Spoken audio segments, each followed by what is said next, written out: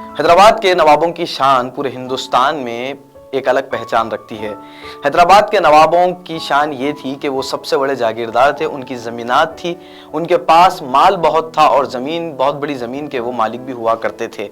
लेकिन अचानक फिर ऐसा क्या हुआ और किस तरह से उनकी ज़मीनात लुट गई और कैसे आज हैदराबाद के नवाबों की जो जागीर थी वो ख़त्म हो गई, इसी की एक कहानी हम आपके सामने लेकर के आए हैं, जो एक शख्स से रिलेटेड है जिसका नाम है हाजी अली खान, जो तकरीबन 700 एकड़ के मालिक थे।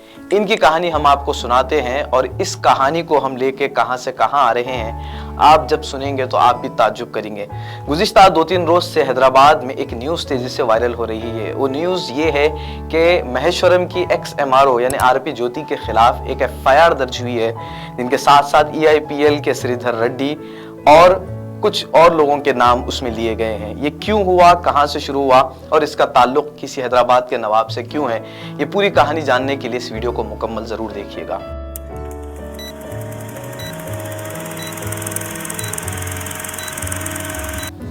तो दोस्तों, ये कहानी शुरू होती है नवाब हाजी अली खान से, जो तकरीबन 700 एकड़ के मालिक थे नागाराम विलेज महेश्वरम मंडल में, जिनकी 700 एकड़ जमीन हुआ करती थी किसी जमाने में।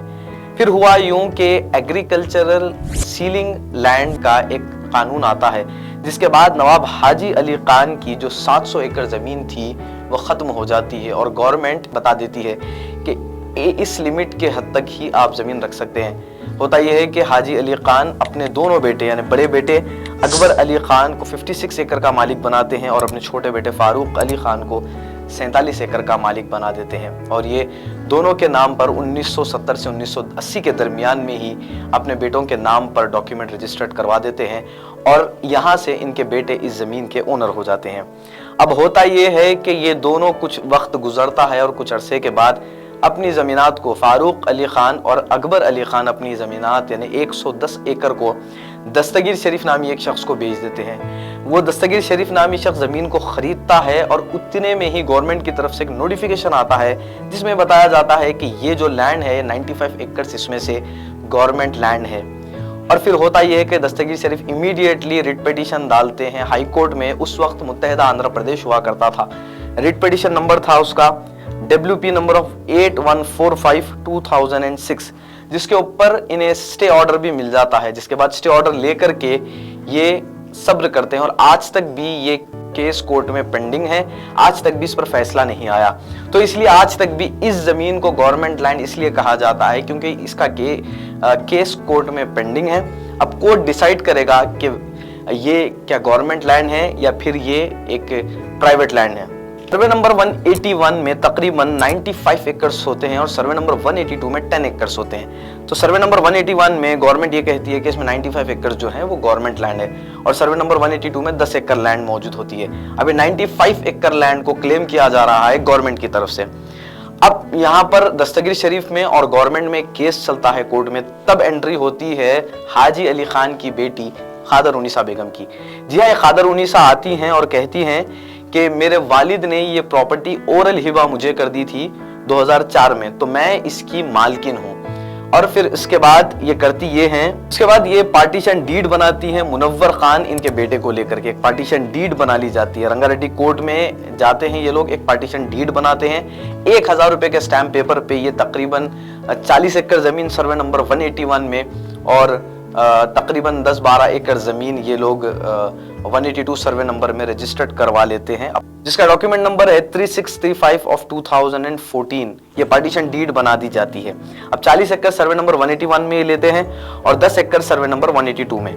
अब होता यह है कि 2018 में ये लोग मोबिली दामोदर रेड्डी को एक सेल डीड करते हैं इस जमीन की, जिसके बाद दस्तगीर शरीफ ये काम करते हैं कि वो RDO के पास जाते हैं और RDO से पूछते हैं कि इसकी सेल डीड कैसे बनाई गई, जबकि ये जमीन मेरी है, मैं इसका मालिक हूं और कोर्ट में केस पेंडिंग है। फिर होता यह है कि RDO कंदुकूर के पास से एक ऑर्डर जाता है MRO के खिलाफ, जो है एक ऑर्डर जाता है और कि भाई ये जो जमीन है, इस जमीन के पासबुक्स जो इन्हें जारी किए गए हैं खादर उन्नीसा बेगम को, मुनव्वर खान को, इसे कैंसिल कर दिए जाएं।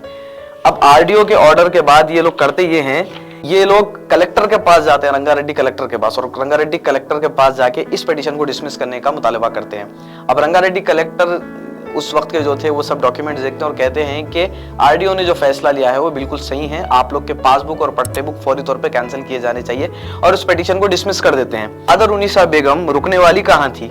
अब इन्होंने एक ये काम किया कि इन्होंने एमआरओ आरपी ज्योति का साथ लिया, ईआईपीएल श्रीधर रेड्डी को लिया और ज्योति के पास जाके एक फेक सक्सेशन सर्टिफिकेट बनाया। सक्सेशन सर्टिफिकेट धरानी में हो रहा ये है कि अगर आप जाके कहते हैं कि मेरे वालिद का मैं एक लौता वारिस हूं या मेरे वालिद की मैं एक लौती बेटी हूं, तो आपसे एक अंडरटेकिंग ली जाती है गवर्नमेंट की तरफ से, और उस अंडरटेकिंग में लिखा जाता है कि अगर मैं झूठ बोलूं तो इसके जिम्मेदार मैं होंगी या मैं होऊंगा। अब ये सक्सेशन सर्टिफिकेट लगाती हैं, सर्टिफिकेट के साथ वालिद का डेथ सर्टिफिकेट लगाया जाता है, और अब यहाँ पर कहानी मजे की सुने कि इनके वालिद का आधार कार्ड लगाया जाता है। इनके वालिद का इंतकाल 2011 से पहले हो चुका था और आधार कार्ड आया 2011 के बाद।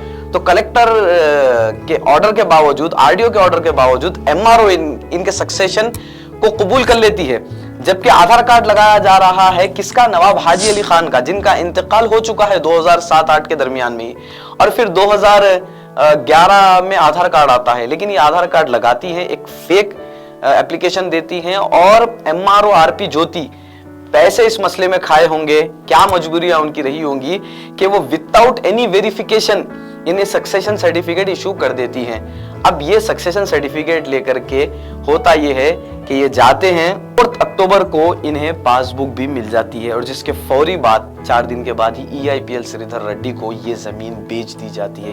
ईआईपीएल श्रीधर रेड्डी को ये जो गवर्नमेंट लैंड था, क्योंकि केस चल रहा है पेंडिंग कोर्ट में, गवर्नमेंट कह रही है हमारा है, और जब गवर्नमेंट ये कह रही है हमारा है तो गवर्नमेंट ने उस वक्त इस जमीन को गवर्नमेंट की प्रोहिबिटरी लिस्ट में डाल दिया था कि इस जमीन को कोई परचेस नहीं कर सकता और इस जमीन को कोई बेच नहीं सकता। तो फिर कैसे आरपी ज्योति मैडम इस जमीन को बेचने में कामयाब हो गई, कैसे वो इस जमीन को बिकाने में कामयाब हो गई, ये सवाल बनता है। और तेलंगाना बनने के बाद से पहली एमआरओ ऐसी आरपी ज्योति जिनके ऊपर 420 केस बुक होता है, 166 होता है, 156 होता है, इनके ऊपर 3 धाराएं लगाई जाती हैं। एफआईआर इनके ऊपर जो दर्ज हुआ, FIR number 83 of 2023 Maheshwaram PS में इनके ऊपर एफआईआर होता है, वो भी कोर्ट रिफर एफआईआर होता है, कोर्ट से ये लेकर के आते हैं और एफआईआर दर्ज इनके ऊपर हो जाता है।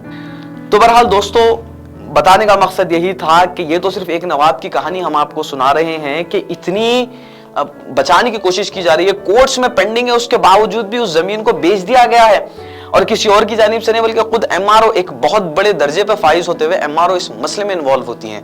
तो आप इस बात को सोचिए कि हैदराबाद के नवाबों की जो जागीरें थी वो किस तरह से लूटी हैं, लुट रही हैं और लुटने वाली हैं।